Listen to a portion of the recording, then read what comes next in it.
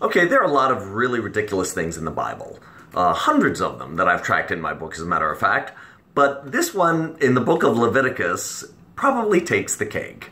I can't recall any time from my childhood that a priest ever preached from this particular passage in this book. So, here it goes. It's in Leviticus 14 through somewhere in 14 and 15.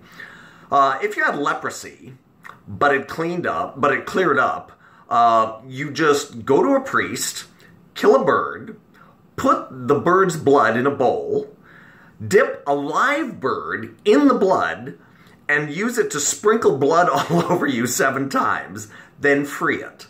Shave off all your hair, wait 8 days, and slaughter some lambs.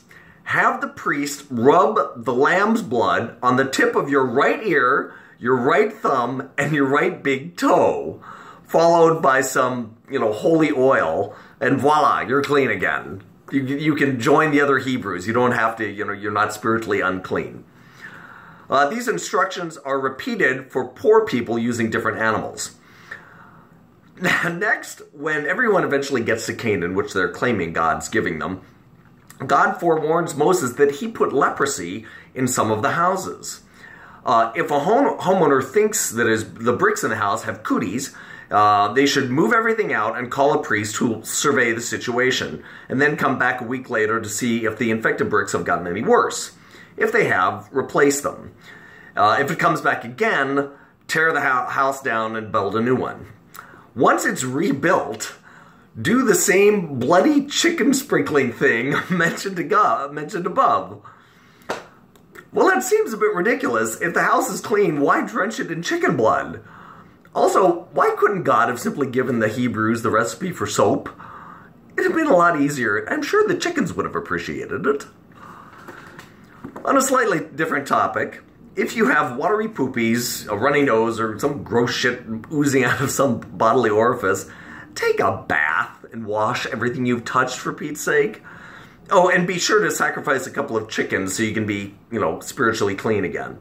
The same rule applies if a guy has wet dreams and if his junk gets on anything, as well for a woman while on her period.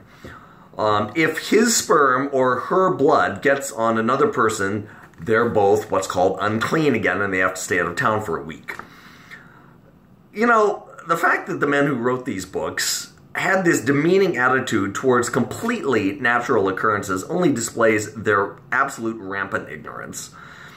Yes, some women, from what I hear, aren't fond of or particularly feel appealing during a monthly period, but there's nothing unholy about it.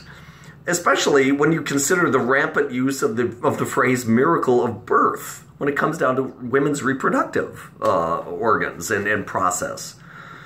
To top it off, how ludicrous is it that animal blood is holy, but female blood is unholy? Really? Come on.